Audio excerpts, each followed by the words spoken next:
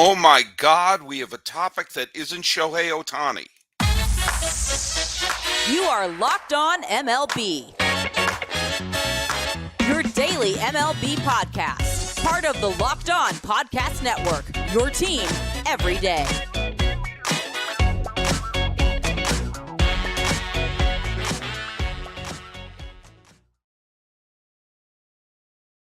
Baseball fans, and welcome to Locked On MLB, part of the Locked On Podcast Network, where it's your team every day. This is the daily podcast. We talk about all the Major League Baseball. I am your host, Paul Francis Sullivan. If you don't believe me, then I'm going to prove it by showing you a lower third where I am named Sully.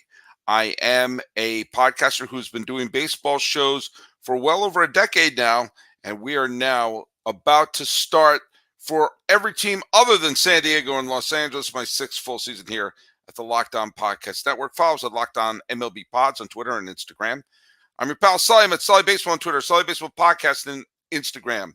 Today's episode is brought to you by GameTime. Download the GameTime app and create an account and use code LOCKEDON for $20 off of your first purchase. And yes, we are going to be talking a little bit about Ohtani later in the show. I'm going to be addressing some of the things that some people wrote to me and some of my thoughts, and hopefully we can put the Ohtani story to bed at least for a few days as the season is about to start. And we have very, very big news regarding the team out of the National League West that actually made it to the World Series. Lest we forget, that was not the Los Angeles Dodgers. Let's go through the trivia question that we had from the other day, which was, what franchise has never won a home World Series game yet has won a World Series? And a couple of people got it right. Brian Jones on Twitter or on whatever we call Twitter these days, at B Jones Diggable 76. He's in Baton Rouge, and he says, trivia answer, the Nationals/Expos franchise won 4 road games in 2019 and had me puking through Christmas, because you can see there, he's a big-time Houston Astros fan. Yes, that's correct. The Expos, as they're right up there, later became the Washington Nationals, have never won a home World Series game, and yet they've won a World Series. I was very careful to phrase it like that, because I can't say what city has never had a home World Series game won, because the Washington Senators won games in the 3 pennants that they won in the 20s and 30s. And there are a couple of teams that have, like the Rockies have never won a home World Series game. They've never won a World Series game.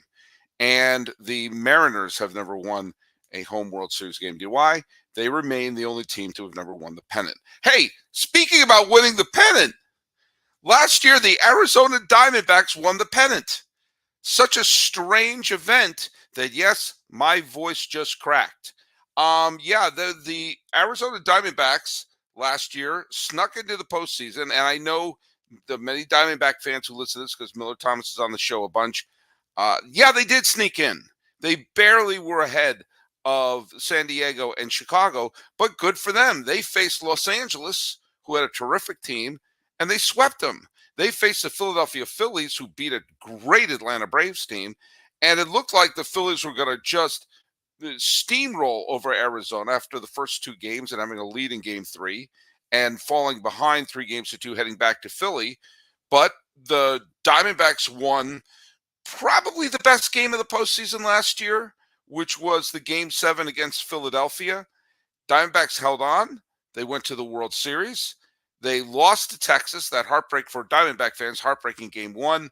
After that, it was pretty much the Rangers took control of the rest of the series. I know the Diamondbacks split the first 2 games, but it was just a good, solid showing for Texas. But Arizona won the pennant a bit ahead of schedule. I think some people thought they were going to be better, but there we go. Well, they made big news today. Jordan Montgomery, the last of the pitchers on the vine. Do you know what they did? They signed him. So all the people who scream about baseball needs a salary cap, keep in mind the idea of that is it's to keep the big market teams from signing all the players and winning all the titles. Are you talking about Arizona? Because Arizona is trying to make it back-to-back trips to the World Series. Arizona had a hell of an offseason. They had a terrific offseason encapsulated by this signing. Now, Jordan Montgomery was rumored to go to the Yankees, rumored to go to the Mets, rumored to go to Baltimore, rumored to go to Chicago, rumored to go to Los Angeles, rumored to go to the Mets, I think I said the Mets, to the Red Sox. Red Sox fans were salivating over that. Maybe he's going to go to the Atlanta Braves. Maybe he's going to go back to Texas. Maybe he's going to go to St. Louis, especially because St. Louis has had a bunch of pitching injuries. Sonny Gray's going to start the year on the disabled list, or injured list, I'm sorry, is what they're called now. The Mets losing, aren't going to have anybody really there. The Rangers losing DeGrom and losing Scherzer. The Astros losing Verlander. The Yankees losing Cole. All these pitchers falling down like flies. And it's Arizona who picked him. And with that, the Diamondbacks have this fantastic offseason. They, first of all, they already have a good rotation. They already have Zach Gallen. They already have Merrill Kelly. We already saw what Brendan Pfaadt did in the postseason last year. They had already acquired Eduardo Rodriguez. And now you include Jordan Montgomery in there. And part of the issue of Montgomery is because he didn't have spring training, it's probably going to take him a few weeks to get up to speed. Well, guess what? With a rotation of Rodriguez, Gallen, Kelly, and Pfaadt, you don't need to rush Montgomery up there yet. You don't need to put him on the aft thrusters. You could give him some time to extended spring training, or maybe the minor leagues work something out to get him to build up to speed. And right there, Gallen, legit Cy Young contender. Rodriguez and Montgomery, solid pitchers. Merrill Kelly, we saw in the postseason what he could do. Brandon Pfaadt, we saw what he could do. That's a starting five that's pretty freaking good. And that was not the only thing that the Diamondbacks did in this offseason. They got Lourdes Gurriel Jr., okay? He's a good, solid hitter who will hopefully help the team. Jock Peterson, again, he's not a superstar, but he's good. And remember the whole rule that we had when Jorge Soler and Rosario and everyone went to the Atlanta Braves, and Jock Peterson, that they put major leaguers throughout the entire roster, and that wound up helping the team. Randall Grichuk, another one. Are you asking Randall Grichuk to put up, Mike Trout numbers in his prime? No, you're asking him to be good, to fill in a hole there. And then you have Eugenio Suarez, who to be your third baseman. And the Diamondbacks are now spending money. We need a salary cap. Why? Teams don't know. What we need to do is have teams spend money. And so now you look and you see that the Diamondbacks are going to go into the 2024 season as the defending National League champion, with the players like Ketel Marte, being coming back after a terrific year last year. And you also see that they have young players coming up there. Andrew Jones' son is going to be there any minute now.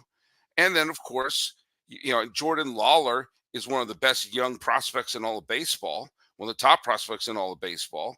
And you have Corbin Carroll, who had the tremendous rookie year he had last year. This looks like a team that could very well defend their National League title.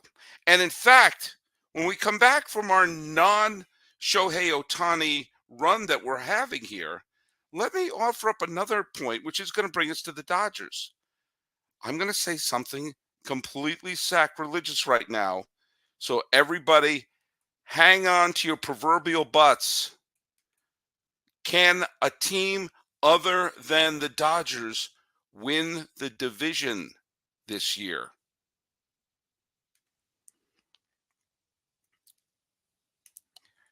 Hey, fans of daily fantasy sports, do I have a place for you?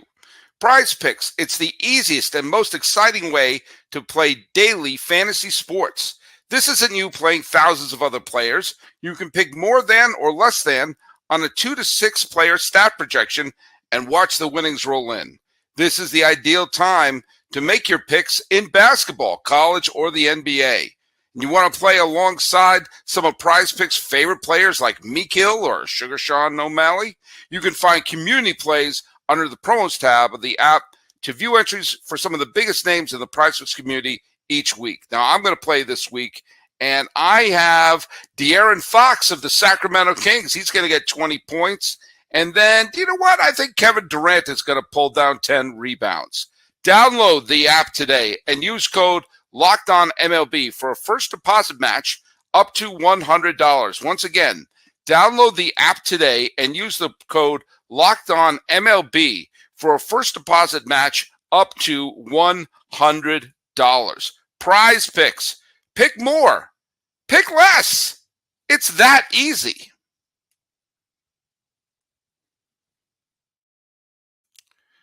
All right, let's talk a little bit about Locked On Sports today. Hey, are you watching Fox Sports or ESPN on your TV all day? Have to turn down the volume with all that shouting?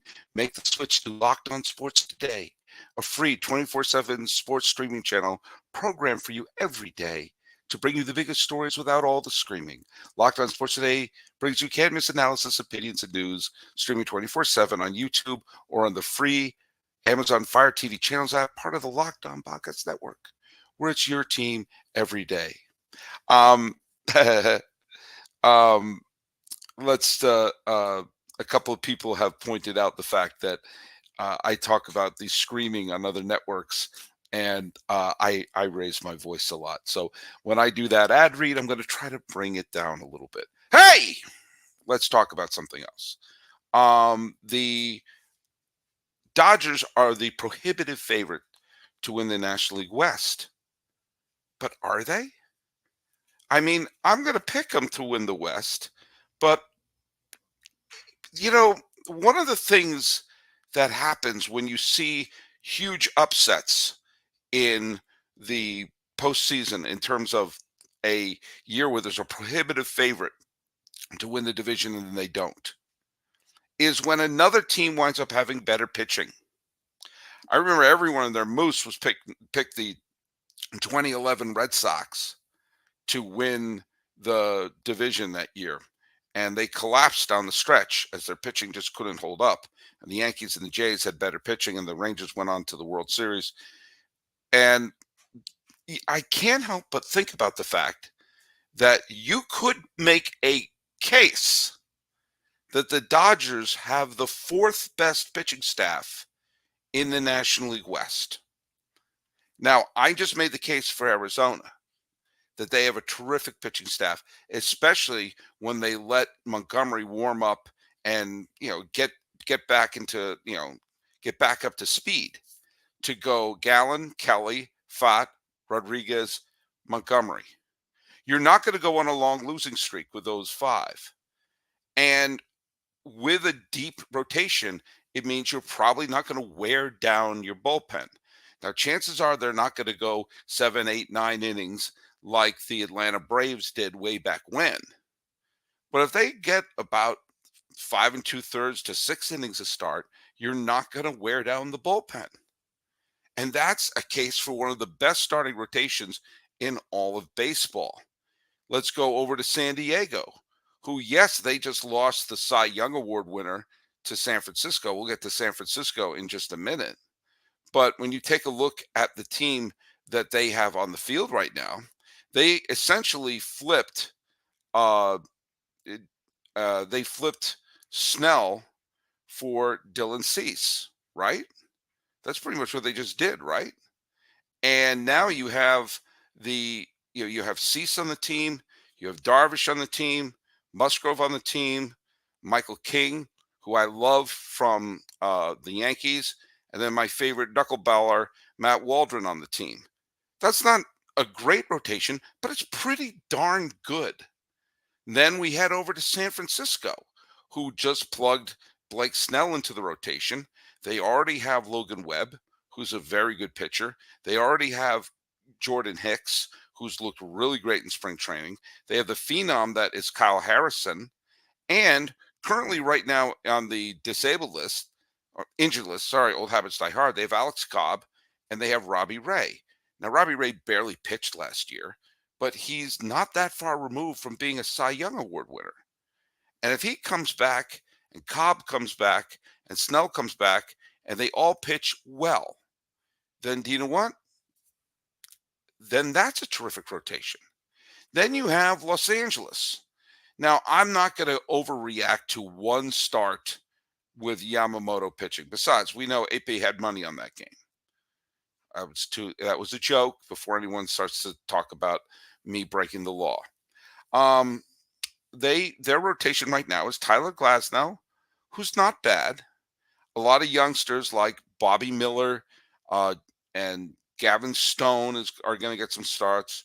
Paxton's going to get some starts. Yamamoto, who we're all hoping, I'm hoping that that there was a bit of a fluke in the first game.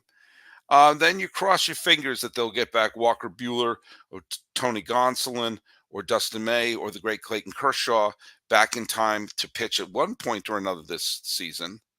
But there's a lot more holes in the Dodgers starting rotation than in any of the other ones I just mentioned. The Dodgers are star-studded. The Dodgers are filled with MVPs. And I wonder if the Ohtani thing may turn into a rallying point for the team. I've seen stranger things happen in baseball. I still think the Dodgers are a 95 to 100 win team. But every other team in that division that doesn't play in Denver, sorry, Rockies fans, it's not your year, have an argument that they have a better starting rotation than the Dodgers, which means the chances of any of those other teams going on prolonged losing streaks has greatly been reduced. The Diamondbacks look terrific right now, better than the team that won the pennant last year. And quite frankly, I'm not quite ready to instantly anoint the Dodgers as the prohibitive winners, especially if they keep in mind if any injuries or, for the lack of a better term, disappointments happen with their team. It may be a team that sneaks in unexpectedly, like the defending National League champions. The season's about to start, and I just bought tickets to see the Red Sox play the Angels in Anaheim. And how did I buy my tickets? I got them through GameTime. GameTime is the fast and easiest way to buy tickets for all the baseball, hockey, basketball, music, comedy, theater events near you with killer last-minute deals, all-in prices, view from the seats, and their best price guarantee. GameTime takes the guesswork out of buying tickets. They're obsessed with finding you ways to save money. The GameTime has deals right up to the start of the event or even an hour after it starts in case you're going to a Dodger game. It's the place to find last-minute seats. Find exclusive flash deals and sponsored deals on tickets for football, basketball, hockey, baseball, concerts, comedy, and more. Zone deals, they got them. You pick the section, GameTime picks the seats, you get big savings. And with GameTime Guarantee, which means you get the best price, if you find tickets in the same section and row for less, GameTime will credit you 110% of the difference. What? Take the guesswork out of buying tickets with GameTime. Download the GameTime app, create an account, and use code LOCKEDON to get $20 off your first purchase. Terms apply. Again, create an account, redeem the code LOCKEDON for $20 off. Download GameTime today. Last minute tickets. The lowest prices. Do you know what they are? They're guaranteed. Now, Locked On has launched the first ever national sports 24/7 streaming channel on YouTube. And now it's available on Amazon Fire TV in the free Fire TV channels app. Locked On Sports Today is here for you 24/7, covering the top sports stories of the day with local experts of Locked On, plus our national shows covering every league. Find Locked On Sports Today now available on the free Fire TV's channel app. Okay, this last section, I am going to talk a little bit about Ohtani because that's the law. I got a lot of people responding, a lot of nice comments, a lot of not so nice comments.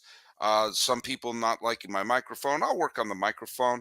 I had some people saying he's innocent till proven guilty. I'm aware this is not a court of law, and I actually didn't say he was guilty. I don't know if Ohtani is guilty of anything at this point. All right. And I've had some people say I'm a hater of the Dodgers, and some people saying, one person said, I'm from Japan. He's my hero. Please show him respect. I love Ohtani. I want him to play very well. I want to see the best players on the brightest stage. I live in Los Angeles County. You think I don't want to see Ohtani playing well here? But I'm going to bring up one specific email or one specific comment that I got on YouTube from Cameron Coy 2874. He took a lot of issues. I'm going to take this apart. He said the first story is referred to wasn't a story that Ohtani ever told, as explained in his statement. Ape kept him in the dark by controlling all the communications back and forth on this issue. Okay, let me address that for a second. What? So we know that Ohtani's crisis management team put together the ESPN interview, which in that interview, the story of Ipe went on this big gambling binge. Ohtani was like, what the hey? I'll cover it, knock it off. That's what the first story that Ohtani's crisis management team set up with ESPN. Now, nobody could look me in the eye and say a good crisis management team would not vet the story and get the approval of the client. That's what a crisis management does. They create the story to manage the crisis, not say, quick, get the guy in front of a camera. Should we see what he's going to say? No. Should we talk to our client about it? No. Is it possible that the new crisis management team just threw him out there without knowing what he was going to say and without talking to their client first? It's possible, but not probable. It's possible that they were that incompetent and that Ohtani hired a really horrible crisis management team. I'm just not convinced. Next statement. So no, that first section, the first story of Ohtani covered the costs was put out there by Ohtani's team. And Ape controlled the communications. Okay. Ohtani didn't get any idea of what was going on until Ape was talking to the team. But that was after it was set up, the crisis management team set up the interview. The crisis management team never talked to their client. That seems strange to me. If the Ohtani team had orchestrated a news story to help Ape out to be a criminal, that would put Ohtani in a much worse position. This is a great point that you made, Cameron. This is a great point. And there is a video by Pitching Ninja, who is a baseball expert who's also a lawyer, who brought that up as well. And if indeed Ohtani starts to press charges against Ape, then I'm really buying the Ape was a thief story. I buy either story. I buy the Ohtani covered his friend's debts, and I buy the Ape stealing money from him story. I just don't buy both of them because they contradict each other, and the same group put out contradictory stories. That's what's suspicious.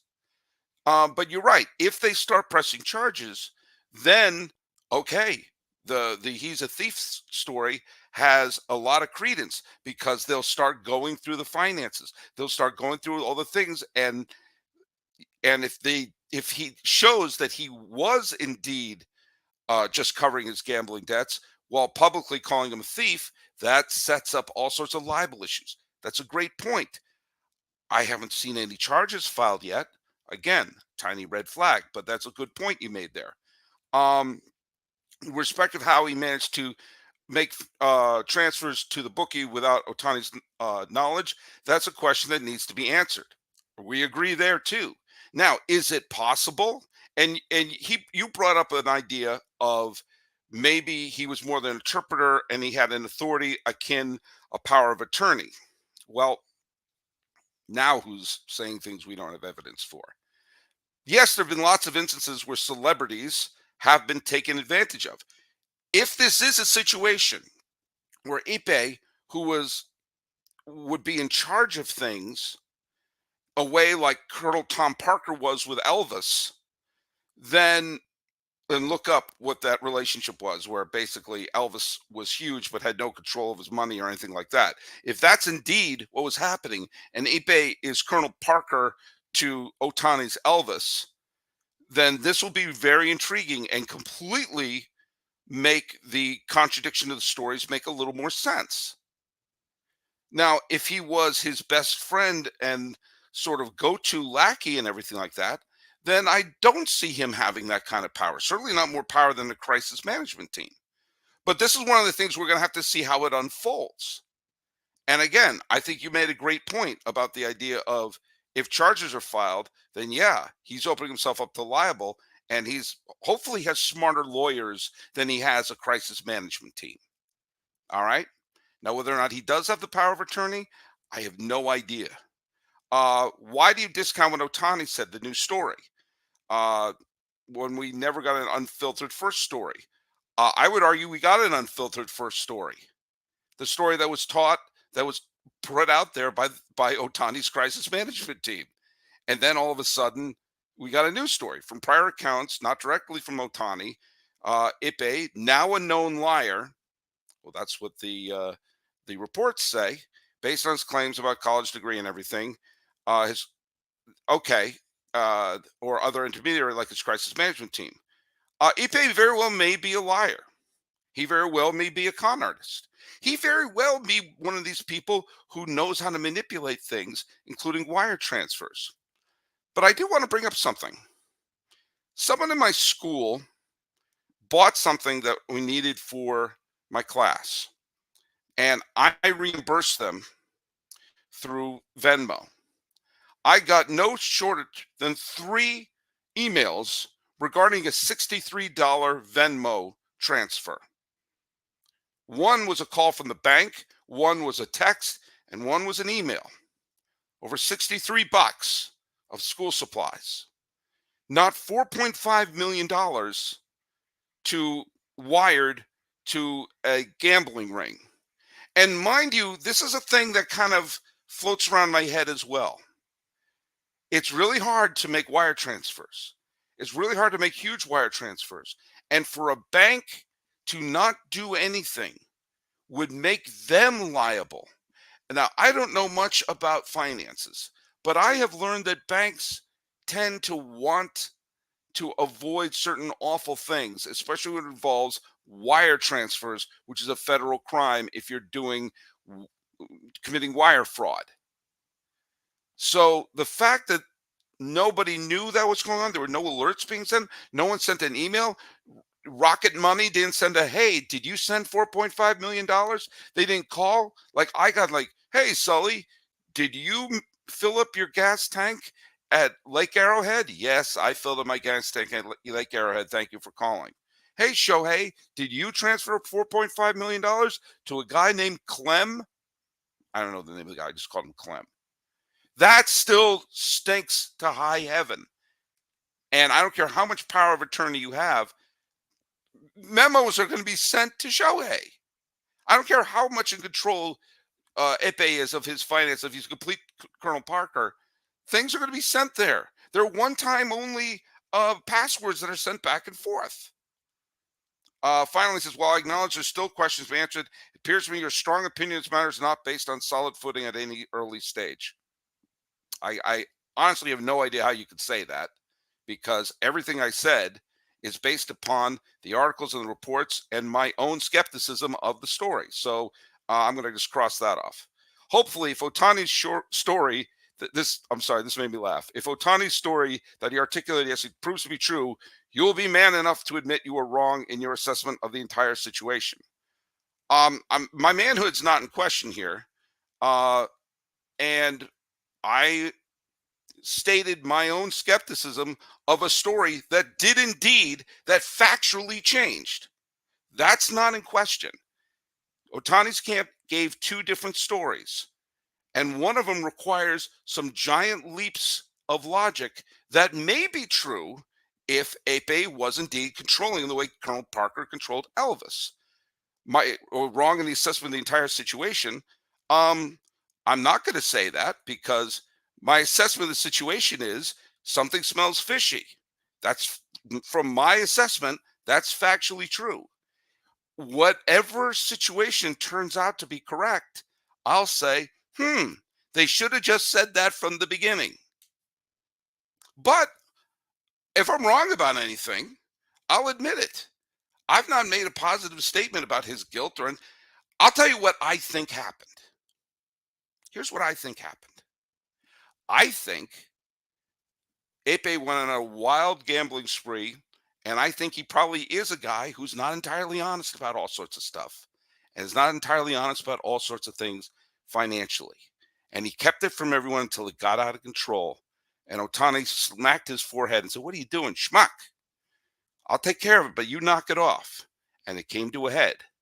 And the crisis management team did one thing, lawyers whispered in their ear, another thing turned out they changed the story. That's what I think happened.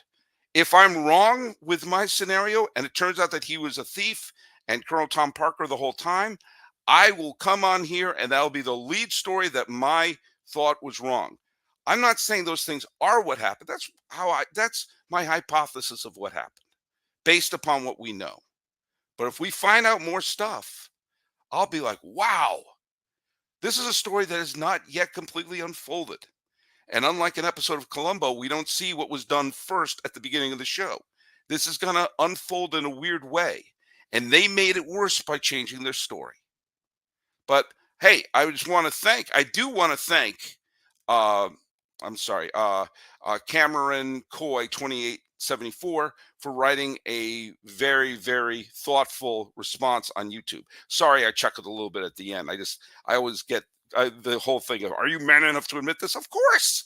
If I say something I'm wrong, I'll be the first one to say it. But I don't know what I'm wrong about. I'm saying I don't buy it. And I don't. And so there you go.